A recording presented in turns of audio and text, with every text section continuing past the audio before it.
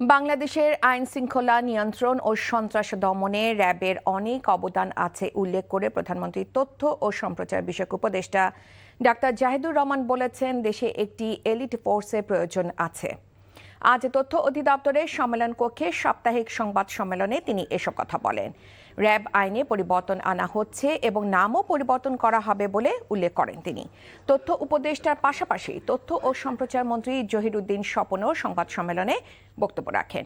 তিনি বলেন, কোনো সাংবাদিকের বিরুদ্ধে অভিযোগ থাকলে তার বিচার হবে, তবে তাদের বিরুদ্ধে মিথ্যা অভিযোগে মামলা হলে সেটাও সমর্থনযোগ্য নয়।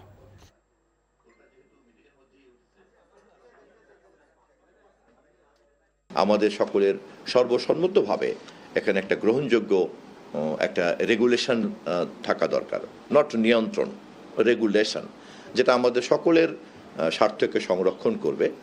রাষ্ট্র সেখানে কেবলমাত্র একটা সেবা দানকারী এবং সেবা গ্রহণকারী প্রতিষ্ঠান হিসাবে অংশীদার হবে অন্যান্যদের মতো, এবং রাষ্ট্রসহ সকল অংশীদারদের সেবাটা নিশ্চিত করার জন্য এবং একটা ইউনিফর্ম রেগুলেশনের মধ্যে রাখার জন্য আমরা একটা মিডিয়া কমিশন গঠন করতে প্রতিশ্রুতি ঘোষণা করেছি।